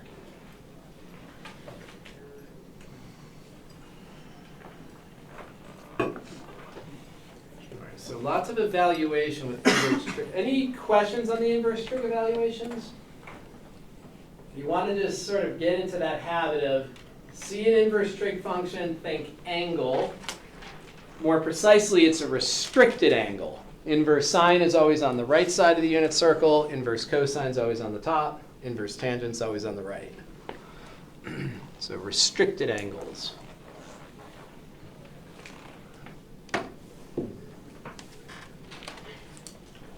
Okay. Do you feel ready to try one? All right, can you try one? I'm going to do one setup step here just to make sure you're tracking carefully. This already has a trailing 1. Okay, so that's good. So the way I'm going to think of this in my head is that it's 2x quantity squared minus 1. So there we have a trailing 1. So that's good. So it's already, with just that one step, we're ready to go. All right, so go ahead and figure out if you should use sine, secant, or tangent and see if you can convert to theta. See if you can convert to theta. Let me squeeze myself real quick.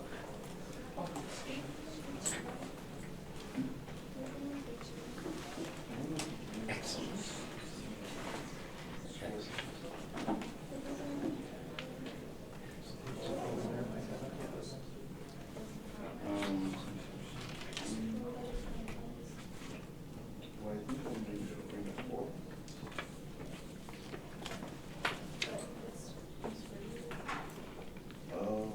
Yeah, I passed. Thank you. Get my toes.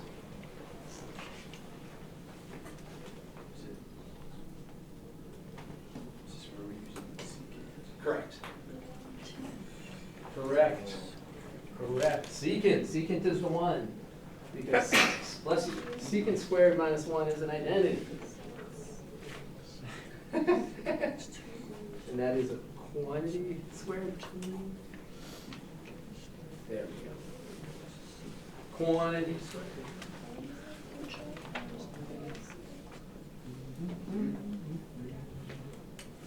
Now it's only secant, not secant squared.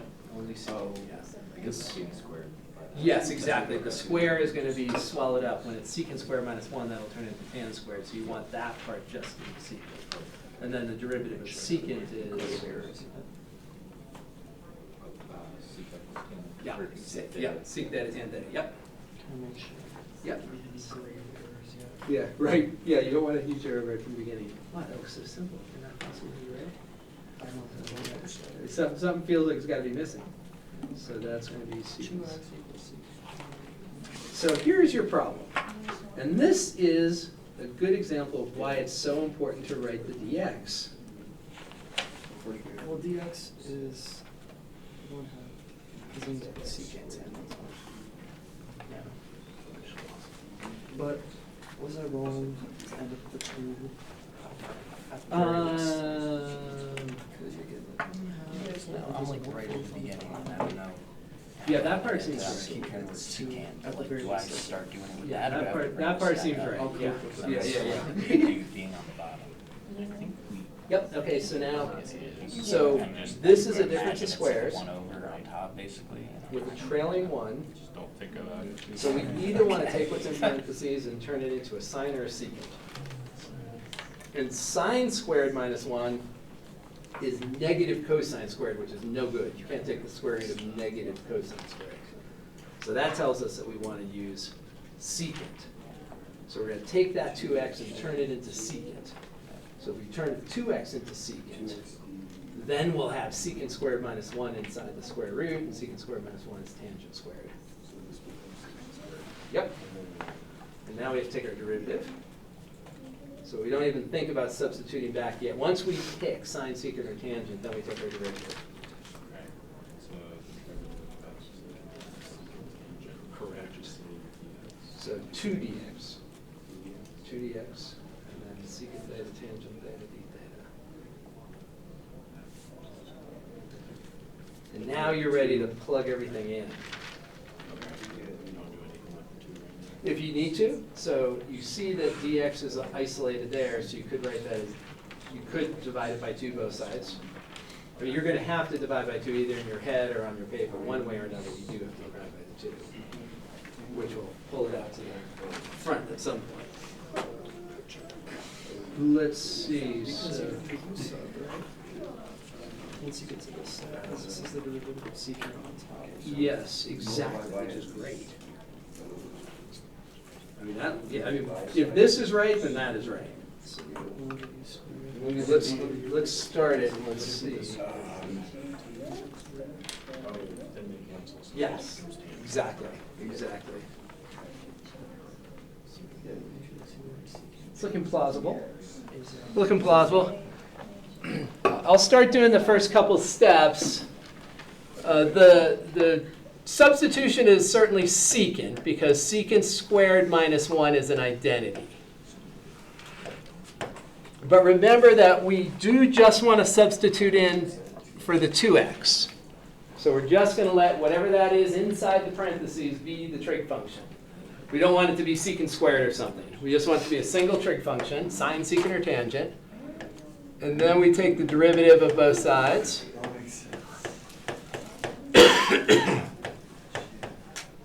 I've got that on recording. Start replaying that on loop. It all makes sense. It all makes sense. Let's solve for x squared.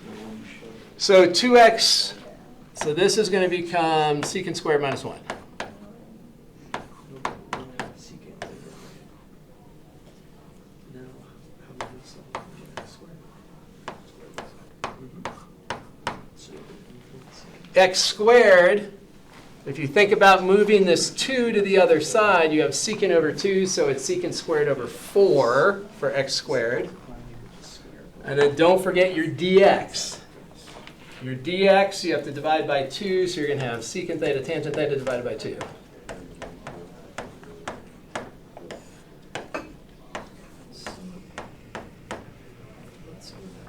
So when all is said and done, this is not tangent. you should end up with a positive 2 on the outside. And you should end up with, let's see, secant squared minus 1 is tan squared. Square root of tan squared is tan. So you're going to have a tan. So tan squared over secant.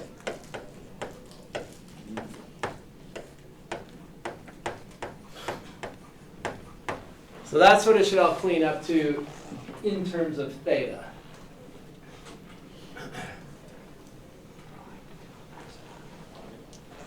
Now the rules that we had for secants and tangents don't apply here, right? Secant's not to an even power, tangent's not to an odd power. Are you seeing it, Sam? Totally not. So this, do you see this step here? Yeah. So this constant, when we flip this 4 comes to the outside in the numerator. Right. That 2's in the denominator, so it's 4 over 2 given the 2. Oh, okay. And then this part here becomes tangent squared. And the square root of tangent squared is tangent. Tangent times tangent gives tangent squared. And one of the secants cancels.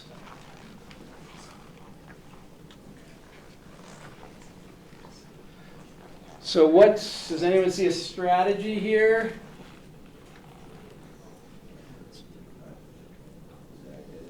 So if we use a Pythagorean identity, that's going to work here. So when we have those products of secants and tangents, if secant has an even power, we have something to do. If tangent has an odd power, we have something to do. If neither of those is true, usually a Pythagorean theorem is the best course of action. So we can rewrite this tan squared with a Pythagorean identity. So we have 2, tan squared is going to be secant squared of theta minus 1. And you can start to see why it's so important to have these identities on lock, because there's just so much going on.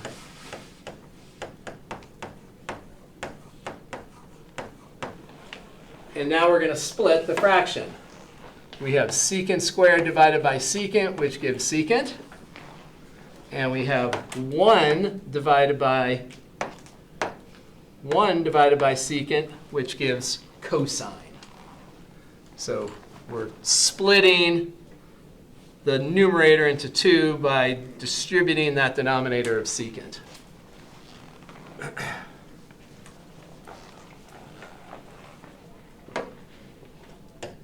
And we talked about this earlier. We now know the integral of secant is natural log of absolute secant plus tangent.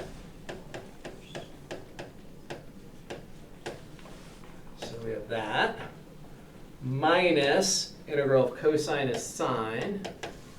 We have all that plus an integration constant.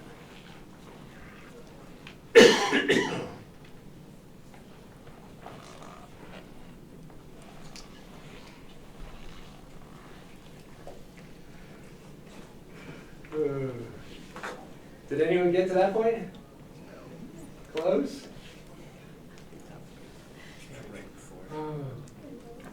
You got close then.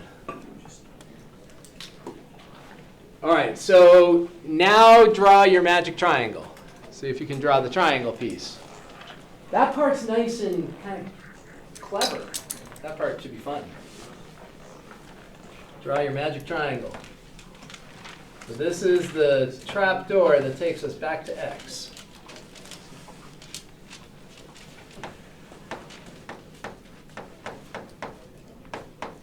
Let's see if you can do your basic trig. Create that magic triangle.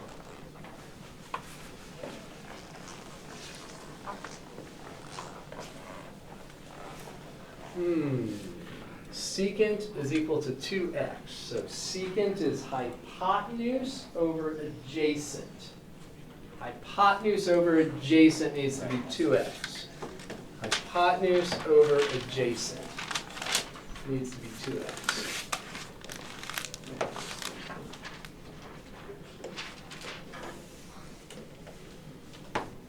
And then our missing side is the square root of the hypotenuse squared minus adjacent squared, which should match up there somehow.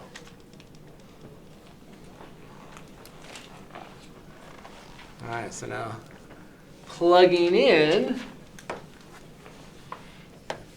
we have 2, I'll distribute the 2. So we have 2 natural log absolute value, secant, hypotenuse over adjacent, or you could look right there. So secant is 2x. Tangent, oh, we don't need tangent. We need cosine next. Oh, wait, what am I doing? Oh, no, yeah, we do need tangent. We do need, I'm looking at the wrong place. Tangent, so square root. So natural log, absolute value, 2x plus tangent, which is square root, 4x squared minus 1. Okay, minus, I'm distributing the 2 here to get rid of the big brackets. So 2 sine of theta sine of theta is opposite over hypotenuse. So opposite over hypotenuse plus c. 2's are going to go away.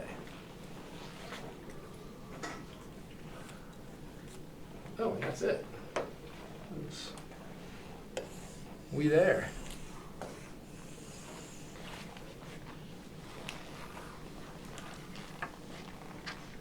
We made it.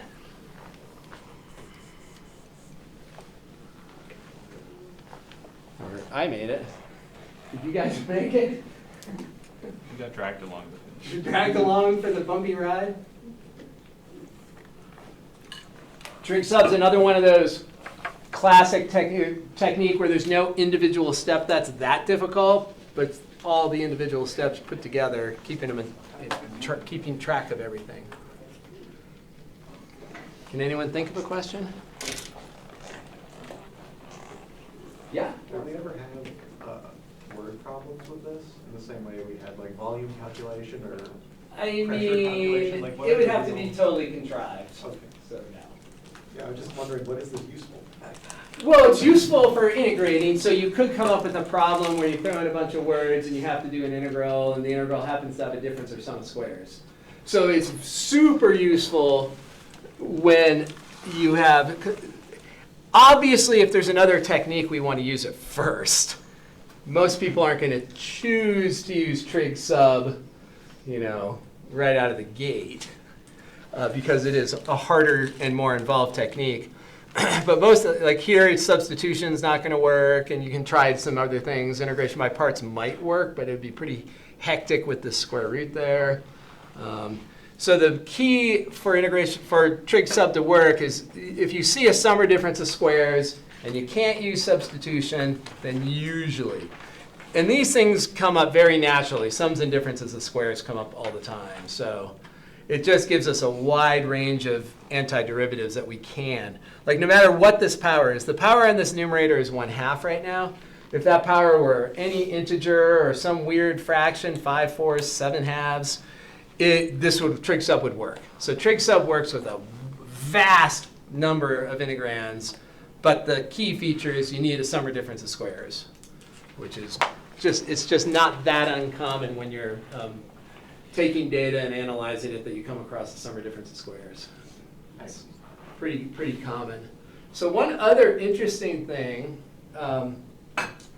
let's do, I don't think we'll ever get through another problem. Ooh. So let's take a look at, this is interesting. So let's suppose that you forget something very basic. So I just can't stand that bright white, it's blinding me. Let's suppose that you can't remember or you actually don't recognize something that you should recognize, but let's just say you don't. So for example, let's suppose you are integrating this. Let's suppose we have the integral. We just did a tangent thing. Let's stick with tangent for a second. So let's suppose we have this. Let's go as simple as it can be. You get that. And you forget that that integrates to arctangent of x. But you remember your trig sub. Your trig sub is sine, secant, or tangent. You use tangent for a sum of squares. So you would use tangent here. Let's just suppose you say, oh, trig sub, it's the sum of squares. We're going to let x equal tangent of theta. So then we come down and, I didn't take the derivative over here yet. So dx is going to be secant squared of theta d theta. So when we do our substitution here, we have secant squared of theta d theta in the top. And 1 plus x squared is 1 plus tan squared, which is secant. This all boils down to the integral of secant of theta d theta. Okay. And we've done enough integrating of secant by now that you're masters. You know that's absolute value, natural log absolute value of secant plus tangent. plus c. So we're here. Okay. Then we do our magic triangle. We know that tangent of theta is x, so that's that. Tangent is opposite over adjacent. We want that to be x. And we know that the hypotenuse is then the square root of the sum of the squares of the legs. So we have that. And then we come in here, and we get natural log absolute value of, I thought this was going to be simpler. Yeah. I thought it was secant squared theta over secant squared theta. Oh, that's it. Yeah, something went wrong here. Something went wrong. Do you see it? What should the denominator be? We've done all these square root things, and I took a square root. 1 plus x squared if x is secant? Secant squared. Should be secant. So if this is 1 plus tangent squared, isn't this secant squared? Yeah. Yeah, okay, so something all of a sudden was awry here. I was like, wait, what's happening? Madness is happening. Time for a break. Do you agree, secant squared? So this is how you know that you could have done it a different way. You come down to this nice, simple little integral. But what's the integral of that? What is the integral of d theta? Theta. Theta. Okay. Yeah, we don't even need a magic triangle here. So this is just theta plus c. And what's theta? Inverse tangent. Inverse tangent of x. So we get to the point where you actually don't even need to memorize your basic 3 inverse antiderivatives. If you can do your trig sub okay, it takes care of everything. And so when you get to this stage, if you end up with an integral of d theta, then you should ask yourself, oh, there was a faster way. You could jump from, obviously we should be able to jump from there to there, but sometimes you don't recognize it. But if you do have it in your head that every time you see a summary difference of squares, you're going to go with trig sub, you can get to the answer without even knowing your basic 3 inverse trig functions anymore. You can just focus on trig sub. We'll get there. All right, well, let's stop there. 3 minutes, we definitely are not. I'll give you these 3 minutes back on the next exam. You definitely aren't going to finish a problem, so you've had enough trig sub for now. Start practicing it, and we'll do more on Thursday. And good luck.